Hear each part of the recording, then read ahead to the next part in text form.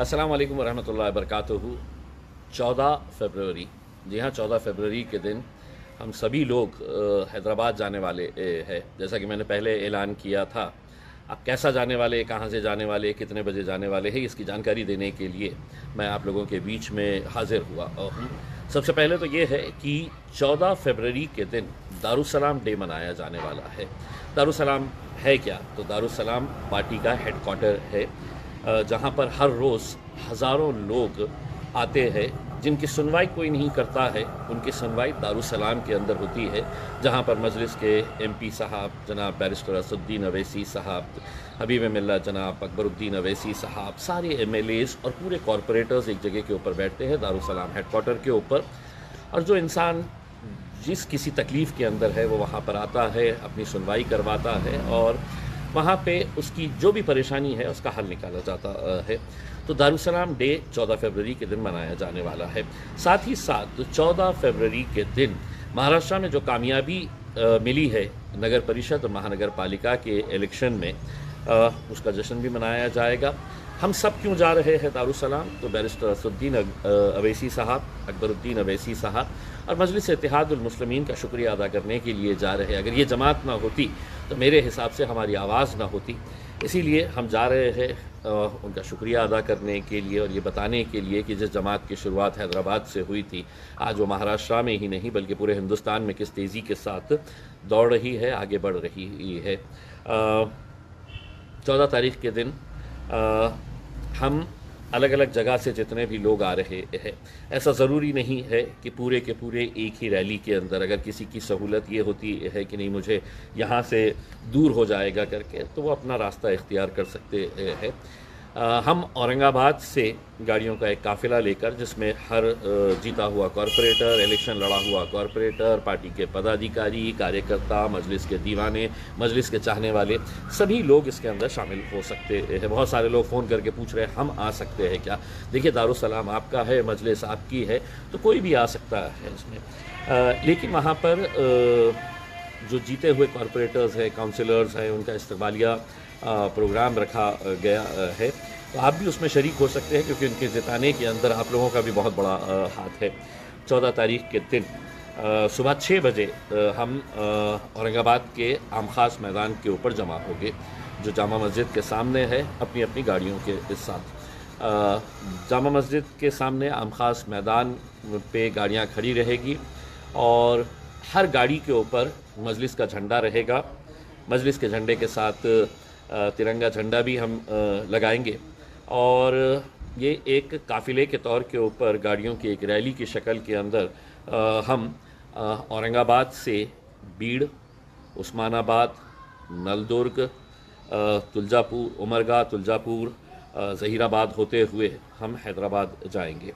अब इतना बड़ा सफ़र है तो बीच में एक ब्रेक तो बनता ही है।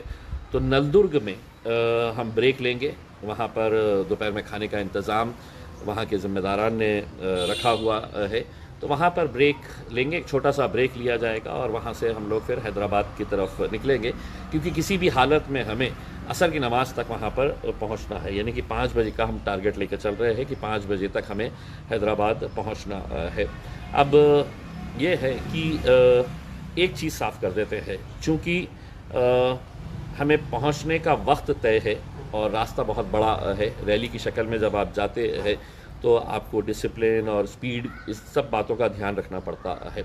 तो रास्ते में कहीं पर भी स्टॉप नहीं होगा।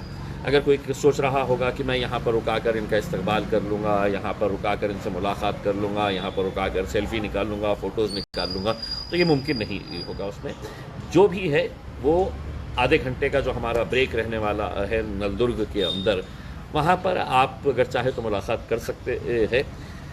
अब जितने लोग अलग अलग शहरों से आ रहे हैं, आपको तय करना है कि आपको कन्वीनियंट कौन सा है। एक रैली की शक्ल तो यहाँ से जा रही है जो औरंगाबाद से निकल के बीड़, उस्मानाबाद होते हुए जा रही है। अगर किसी को ऐसा लगता है कि मुझे बीड़ करीब होता है तो आप बीड़ से ज्वाइन हो सकते हैं। किसी को लगता है कि मैं उस्मानाबाद मेरे लिए करीब होता है तो आप अपना रास्ता इख्तियार करके उस्मानाबाद आ जाए। लेकिन जब वहाँ पर गाड़ियाँ लेकर आए तो इस बात का ख्याल रखिए कि गाड़ियाँ एक के पीछे एक लगाई जाए रास्ते के ऊपर। हमारी रैली की वजह से किसी दूसरे को तकलीफ़ ना हो, इस बात का पूरा ध्यान रखना चाहिए और हम रखेंगे। इनडिसिप्लिन हम किसी भी तरीके से बर्दाश्त नहीं करेंगे। जो पार्टी के जितने भी ऑर्गेनाइजर्स है, जो इसकी तरतीब बताएंगे कि कैसा करने का है करके, तो उसको फॉलो करना होगा। किसी ने भी बहुत ज़्यादा स्पीड में गाड़ियाँ नहीं चलाना है, किसी ने भी एक दूसरे को ओवरटेक करने की कोशिश नहीं करना है। इन सब बातों को हम सबको ध्यान देने की ज़रूरत रहेगी। इम्पॉर्टेंट ये है कि हर गाड़ी के ऊपर हमारा झंडा, पार्टी का झंडा जो है वो झंडा लगाना है करके, क्योंकि अब ये झंडा लहरा रहा है, अब पूरे हिंदुस्तान के अंदर लहरा रहा है। तो हम भी जा रहे हैं अपने क़ायदों का शुक्रिया अदा करने के लिए कि जिसकी शुरुआत आपने हैदराबाद से की थी। आज देखिएगा कि मजलिस कहाँ कहाँ तक पहुँच चुकी है करके।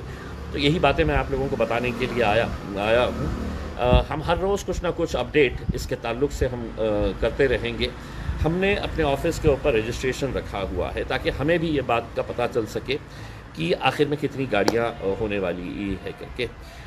तो वो रजिस्ट्रेशन की वजह से हमें आसानी ये होगी कि हैदराबाद जब पहुँचेंगे तो गाड़ियों की पार्किंग का भी इंतज़ाम करना है, तो हमको एक आइडिया आ जाएगी कि कौन सी गाड़ियाँ कहाँ पर हमें लगवाने का है करके, क्योंकि एक जगह के ऊपर तो ये मुमकिन नहीं होने वाला है करके।